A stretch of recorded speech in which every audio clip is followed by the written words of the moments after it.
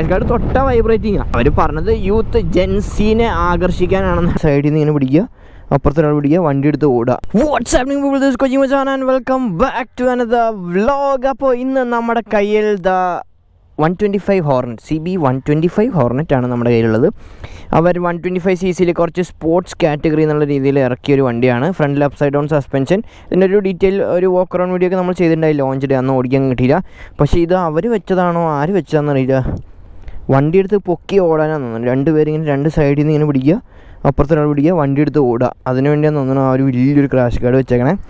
പിന്നെ front disc brake ഉണ്ട്, single channel ABS, front upside down suspension ആണ്. Front upside down suspension, റിയറിൽ drum brakes ആണ്.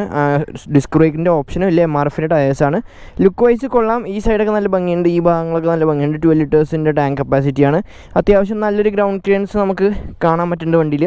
അടിയിലൊരു plastic കവറാണ്, പക്ഷേ അതിൻ്റെ അകത്ത് നല്ല ഗ്രൗണ്ട് ക്ലിയറൻസ്, അത്യാവശ്യം നല്ല ഗ്രൗണ്ട് ക്ലിയറൻസ്. സെൻറ്റർ സ്റ്റാൻഡും കാര്യങ്ങളൊക്കെ ഉണ്ട്. കിക്ക് സ്റ്റാർട്ടിൻ്റെ ഓപ്ഷൻ ഇതിലവർ കൊടുത്തിട്ടില്ല. ഒരു 125cc വണ്ടിയാണ്. അപ്പോൾ almost 11 PS and 11.4 Nm of ടോർക്കാണ് പ്രൊഡ്യൂസ് ചെയ്യുന്നത്.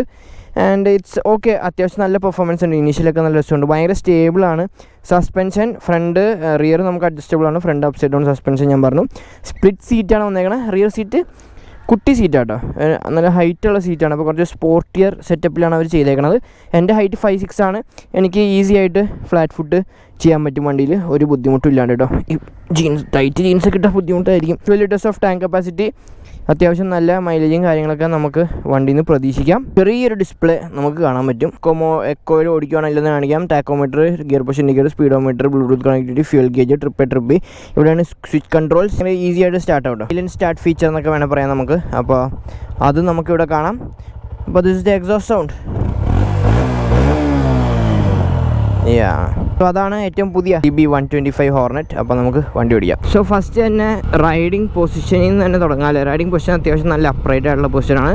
നമുക്ക് കംഫർട്ടബിൾ ആയിട്ടിരിക്കാം. പില്യൻ ഇരിക്കുമ്പോൾ സീറ്റ് കുറച്ച് ചെറുതാണ്, കുറച്ച് ഫ്രണ്ടിലോട്ട് ലീൻ ചെയ്തിരിക്കണം പില്യൻ. വണ്ടി ലുക്കാണെന്ന് വെച്ചാൽ ഇത് പോയി അവിടെ പോയി. അപ്പോൾ അത് എക്സ്ട്രാ ആക്സറിയാണ്. അത്രയും വലിയ ക്രാഷ് ഗാർഡൊന്നും ഞാൻ റെക്കമെൻഡ് ചെയ്യില്ല. ബട്ട് കുഴപ്പമില്ല, പ്രൊട്ടക്ഷനൊക്കെയാണ്. പക്ഷേ കാണാൻ ഭയങ്കര ശോകമാണത്. അപ്സൈഡ് ഡൗൺ സസ്പെൻഷനൊക്കെ നല്ല ലുക്കാണ് ഈ വണ്ടിക്ക്. ശരിക്കും അവർക്ക് കുറച്ചും കൂടെ പ്രൈസൊക്കെ വേണേൽ കട്ട് ചെയ്യാൻ. നോർമൽ ഒരു സസ്പെൻഷൻ ഈ ഒരു സെഗ്മെൻറ്റ് വണ്ടിക്ക് ഒരു അപ്സൈഡ് ഡൗൺ സസ്പെൻഷൻ വേണമെന്ന് ഞാൻ പറയില്ല. എനിക്കത് തോന്നിയിട്ടില്ല ഈ 125cc വണ്ടിക്ക്. മേ ബി ആവാം, ആൾക്കാർക്ക് ഉണ്ടാവും നമുക്കൊരു 125cc ഒരു അപ്സൈഡ് ഡൗൺ സസ്പെൻഷനൊക്കെ വേണമെന്നൊക്കെ. LED ഹെഡ് ലാംപ്സ് ആണ് ഫ്രണ്ടും ബാക്കും. നമുക്ക് ഫുൾ LED സെറ്റപ്പിലാട്ടോ ഇറക്കിയേക്കാം. ഫുൾ LED സെറ്റപ്പാണ് നമുക്ക് ഇതിന് കിട്ടുക. സിറ്റിയിലൊക്കെ ഓടിക്കാൻ നല്ല രസമാണ്. നമുക്ക് ഇപ്പോൾ 5th ഗിയറിൽ പോവുകയാണെങ്കിലും, ഞാനിപ്പോൾ ഭയങ്കര സ്ലോ സ്പീഡിൽ പോയി, എനിക്ക് 25-ലൊക്കെ പോയാലും നോക്കിംഗ് ഒന്നും ഇല്ലാണ്ട് നമുക്ക് ആ ഒരു ചെറിയ ഈസി ആയിട്ട് നമുക്ക് സിറ്റിയിലൊക്കെ കൊണ്ട് നടക്കാം കേട്ടോ. വണ്ടി ഒരു ബുദ്ധിമുട്ടില്ല, അങ്ങനെ പ്രശ്നങ്ങളൊന്നുമില്ല. എൻജിൻ സൈഡൊക്കെ ഭയങ്കര സ്മൂത്താണ്. വൈബ്രേഷൻസ് ഉണ്ട്. ഹൈ RPM-ലാണ് നമുക്ക് കൂടുതലും വൈബ്രേഷൻസ് ഫീൽ ചെയ്യുക. ബാക്കി അങ്ങനെ വലിയ വൈബ്രേഷൻ ഒരു 70 ഒക്കെയാണ് നമുക്ക് ബെസ്റ്റ് ഒരു ക്രൂസിങ് സ്പീഡ് എന്ന് പറയാം. 70-ലൊക്കെ ഇങ്ങനെ നമുക്ക് ക്രൂസ് ചെയ്ത് പോകട്ടോ, ഒരു ബുദ്ധിമുട്ടും ഇല്ലാണ്ട്. നല്ല ഒഴുകി പോകുന്നുണ്ട് വണ്ടി. മേളിലേക്ക് പോകും. 100 കയറും. അത് ഞാൻ 0 to 100 നിങ്ങൾക്ക് ജസ്റ്റ് ഒന്ന് കാണിച്ചു തരാം അവിടെ. പിന്നെ ഡിസ്പ്ലേ അത്യാവശ്യം ബ്രൈറ്റ് ആയിട്ടുള്ള ഡിസ്പ്ലേ ആണ്. നമുക്ക് കുറേ കാര്യങ്ങൾ ചെയ്യേണ്ട അകത്ത്.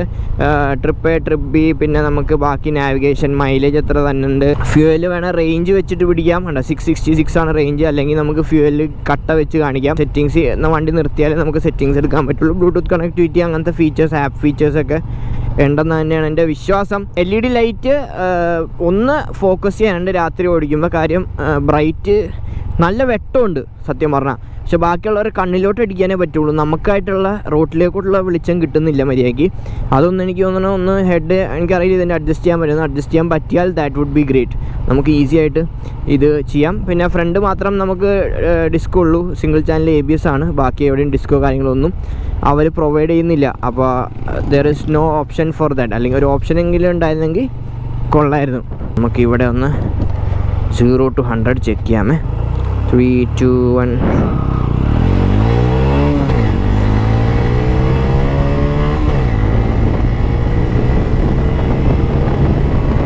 Third gear, 4th gear, it's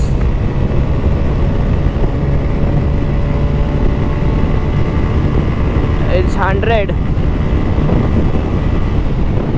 Yes, so we have one more gear. അപ്പോൾ അതായിരുന്നു വണ്ടിയുടെ 0 to 100 100 4th ഗിയറിൽ 100 അടിച്ചു. ഹൈ RPM നമുക്ക് വൈബ്രേഷൻസ് ഫീൽ ചെയ്യും വണ്ടിയിൽ നിന്ന്. ഓബ്വിയസ്ലി അത്യാവശ്യം നല്ല വൈബ്രേഷൻസ് നമുക്ക് തോന്നി. എനിക്ക് തോന്നി ഈ ക്രാഷ് ഗാർഡിൻ്റെ കൂടെ ഒരു വൈബ്രേഷൻ ഉണ്ടാകും. ക്രാഷ് ഗാർഡ് തൊട്ടാൽ വൈബ്രേറ്റിങ്ങാണ്, വെറുതെ ഇങ്ങനെ തൊടുമ്പോൾ തന്നെ ഭയങ്കര ഇതായിരുന്നു. ഇപ്പോൾ വണ്ടിയിലൊരു വൈബ്രേഷൻ ഇല്ല, പക്ഷേ ക്രാഷ് ഗാർഡ് ഭയങ്കരമായിട്ട് വൈബ്രേറ്റ് ചെയ്യുന്നുണ്ട്. അപ്പോൾ എനിക്ക് തോന്നുന്നു അതിൻ്റെ വൈബ്രേഷൻ നന്നായിട്ട് കയറി വന്നിട്ടുണ്ടെന്ന് തോന്നുന്നു ഇങ്ങോട്ടേക്ക്. അതൊരു ബുദ്ധിമുട്ടാണെന്ന് വെച്ചാൽ ബുദ്ധിമുട്ട് അല്ല, ക്രാഷ് ഗാർഡ് വെക്കാണ്ടിരുന്നത് അത് ഒഴിവാക്കിയാൽ മതി. പക്ഷേ അത്യാവശ്യം വണ്ടി ഭയങ്കര സ്മൂത്താണ്, നല്ല സ്മൂത്തായിട്ടാണ് വണ്ടി റൺ ചെയ്യണേ. ആൻഡ് 70-75 വരെയൊക്കെയാണ് ബെസ്റ്റ് ക്രൂസിങ് സ്പീഡ് 5th ഗിയറിൽ. അതിന് മേളിലേക്ക് പോയാൽ വണ്ടി പോകും കേട്ടോ. ഇപ്പോൾ 4th ഗിയറിൽ 100 അടിച്ചാൽ നിങ്ങൾ കണ്ടല്ലോ. അപ്പോൾ പക്ഷേ ആ ഒരു വൈബ്രേഷൻ നമുക്ക് ഹാൻഡിൽ ബാർ, ടാങ്കിൻ്റെ സൈഡ്, ഫുഡ് പെക്സിൻ്റെ അവിടെ നിന്നൊക്കെ ഫീൽ ചെയ്യും ഹയർ RPMs. അതിന് മേളിലോട്ട് പോയി തുടങ്ങുമ്പോഴത്തേക്കും കൂടുതൽ വൈബ്രേഷൻസ് ഒക്കെ ഫീൽ ചെയ്യും. പിന്നെ സസ്പെൻഷൻ സത്യം പറഞ്ഞാൽ ഹാർഡായിട്ടാണ് എനിക്ക് തോന്നിയത്. കാര്യം ഗട്ടറും കാര്യങ്ങളൊക്കെ നല്ല രീതിയിൽ നമ്മൾ അറിയുന്നുണ്ട്. അത്ര ഒരു കംഫർട്ടബിൾ റൈഡ് എന്നൊരു സിറ്റി കമ്മ്യൂട്ടർ എന്നുള്ള രീതിയിൽ നോക്കുവാണെങ്കിൽ കുറച്ചും കൂടെ സോഫ്റ്റർ സസ്പെൻഷൻ വേണമെന്ന്. പക്ഷേ അതൊരു സ്പോർട്സ് ബൈക്ക് എന്നുള്ള രീതിയിൽ, അതൊരു 125cc സെഗ്മെൻറ്റിൽ ഒരു സ്പോർട്സ് വണ്ടി എന്നുള്ള രീതിയിലാണ് അവരിറക്കിയാണ്. അവർ പറഞ്ഞത് യൂത്ത് ജെൻസീനെ ആകർഷിക്കാനാണെന്നാണ് അവർ പറഞ്ഞേക്കണത്. ഇപ്പോൾ എല്ലാവരും ജെൻസിയുടെ പുറകിലാട്ടോ എല്ലാ കമ്പനിയും.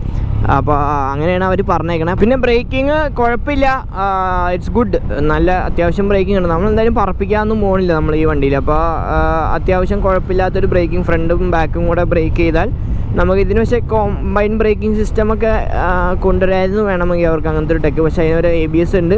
ഹോപ്പ്ഫുള്ളി ഭാവിയിൽ ഇനി നമുക്ക് ഇതിൻ്റെ ഒരു റിയർ ഡിസ്ക് വേർഷൻ വിത്ത് ഡുവൽ ചാനൽ ABS ഒക്കെ എപ്പോഴും നല്ലൊരു എക്സ്ട്രാ ഫീച്ചറാണ് കേട്ടോ. നമുക്ക് ചെറിയ വണ്ടിയാണെന്ന് പറഞ്ഞാലും ABS ഉള്ളത് നല്ല കാര്യം. ഇപ്പോൾ ഇറങ്ങണ എല്ലാ വണ്ടിക്കും ABS ഉണ്ട്.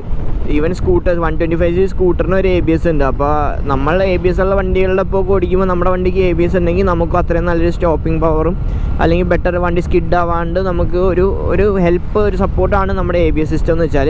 പിന്നെ പവർ ഡെലിവറി എനിക്ക് പവർ കൂടുതലും ഫീൽ ചെയ്തത് വണ്ടിയിൽ നിന്ന് ഒരു 4000 RPM ആകുമ്പോഴാണ്. അതിന് താഴെ വണ്ടി ജസ്റ്റ് ഒരു ഡെലിവറി അത്ര നമുക്ക് ഒരു പവർ ഡെലിവറി നമുക്ക് ഫീൽ ചെയ്യില്ല. ഒരു 4000 RPMലാണ് വണ്ടിയിൽ നിന്ന് നമുക്കൊരു പവർ ഫീൽ ചെയ്യണത്. അത്രയും ഒരു RPM എത്തുമ്പോഴാണ് ആ പവർ നമുക്ക് ഫീൽ ചെയ്യണത്. അതിന് താഴത്തേക്ക് ഡെഡ് എന്നല്ല, ബട്ട് യെസ് വെരി പീസ്ഫുള്ളാണ്, ഭയങ്കര കാമായിട്ട് നമുക്ക് ഓടിക്കാം. ആ ഒരു 4000 എന്ന് പറയുമ്പോഴത്തേക്കും നമ്മൾ 5th ഗിയറിൽ 60-50 ആ റേഞ്ചിലൊക്കെ ഓടിക്കുകയാണെങ്കിൽ നമുക്ക് ഭയങ്കര പീസ്ഫുള്ളായിട്ട് വണ്ടി ഓടിക്കാം. അതേ ഇതിൽ നിന്ന് കൈ കൊടുത്താൽ വണ്ടി കയറി പോകണ്ടിട്ട് കണ്ട അതേ 5th ഗിയറിൽ നിന്ന് നമുക്ക് ആ 5th ഗിയറിൽ ഇട്ടാൽ കണ്ട ഇപ്പോഴാണ് എനിക്ക് വൈബ്രേഷൻ കിട്ടി തുടങ്ങി. 80-75 കഴിഞ്ഞപ്പോൾ നമുക്ക് പയ്യെ വൈബ്രേഷൻ കയറി തുടങ്ങി വണ്ടി. എനിക്ക് കൂടുതൽ ഈ ക്രാഷ് ഗാർഡിൻ്റെ വൈബ്രേഷനാണ്, അല്ലെങ്കിൽ ഇത്രയും വൈബ്രേറ്റ് ചെയ്യേണ്ടതല്ല. സീറ്റിംഗ് ഞാൻ പറഞ്ഞു അത്യാവശ്യം കുഴപ്പമില്ല. ബാക്ക് ഹൈറ്റിലാണ് ഇരിക്കണേ. അപ്പോൾ പില്ലിയണൊക്കെ ഇരിക്കുമ്പോൾ ചിലപ്പോൾ ബ്രേക്ക് പിടിക്കുമ്പോൾ നേരെ മുന്നോട്ട് വരും, കുറച്ച് സ്ലാൻഡിങ് ആയിട്ട് ഇരിക്കുന്നത്. Comfort vice it's okay. അതൊരു മിഡ് റേഞ്ചാണ് കുഷനിങ് സീറ്റിൻ്റെ. അത്ര ഹാർഡോ അത്ര സോഫ്റ്റോ അല്ലാത്തൊരു സീറ്റാണ് ഈ വണ്ടിക്ക് കൊടുത്തേക്കുന്നത്. പിന്നെ യെസ് ഓബ്വിയസ്ലി ഹോണ്ടയുടെ വണ്ടിയാണ്, റിലയബിൾ ആണ്, നിങ്ങൾക്ക് ഈസി ആയിട്ട് സർവീസ് സെൻറ്ററുകളും അവൈലബിൾ ആണ്. അപ്പോൾ താല്പര്യമുള്ളവർക്ക് ഏറ്റവും അടുത്തുള്ള ഷോറൂമിൽ പോയാൽ ഇപ്പോൾ ഓൾമോസ്റ്റ് എല്ലാ സ്ഥലത്തും ടെസ്റ്റ് ഡ്രൈവും കാര്യങ്ങളൊക്കെ വന്നിട്ടുണ്ട്. നമുക്ക് ഈസി ആയിട്ട് നിങ്ങൾക്ക് ഏറ്റവും അടുത്തുള്ള ഷോറൂമിൽ പോയാൽ ഇത് നിങ്ങൾക്ക് ടെസ്റ്റ് ഡ്രൈവ് ചെയ്യാവുന്നതാണ്. പിന്നെ ഈസി ആയിട്ട് നമുക്ക് ഈ വണ്ടിയിൽ നിന്ന് നമുക്ക് മൈലേജ് ഒരു 50+ ഒക്കെ നമുക്ക് എടുക്കാൻ പറ്റും കേട്ടോ. മര്യാദക്കൊക്കെ ഓടിച്ചാൽ നമുക്ക് 50-60+ നമുക്ക് ഇതിൽ നിന്ന് മൈലേജ് കിട്ടും, നല്ല രീതിയിലേക്ക് ഓടിക്കുകയാണെങ്കിൽ. പിന്നെ ഹോണ്ടയുടെ പാർട്സും കാര്യങ്ങളൊക്കെ നിങ്ങൾക്ക് അറിയാമല്ലോ. ഹോണ്ട ആദ്യം വില കൂട്ടി പറഞ്ഞാലും പിന്നെ ഭാവിയിൽ മെയിൻ്റെനൻസ് കോസ്റ്റ് വളരെ കുറവായിരിക്കും ഹോണ്ട. പിന്നെ ഇത് ഒരു കമ്മ്യൂട്ടർ ബൈക്ക് വെച്ച് നോക്കുമ്പോൾ ഏറ്റവും എനിക്ക് തോന്നുന്നു കുറച്ചും കൂടെ ഹൈ മെയിൻ്റെനൻസ് ഉള്ള വണ്ടിയായിരിക്കും. കാര്യം അപ്സൈഡ് ഡൗൺ സസ്പെൻഷൻ, വലിയ TFT സ്ക്രീൻസ്, ആ ടെക്നോളജി കൂടുമ്പോഴും സെൻസേഴ്സ് കൂടുമ്പോഴും നമ്മുടെ വണ്ടികളുടെ ചിലവ് കൂടും. അതാണ് ഒരു ബേസിക് ഒരു സെറ്റപ്പ്. അങ്ങനെയാണ് പൊതുവെ എല്ലാം.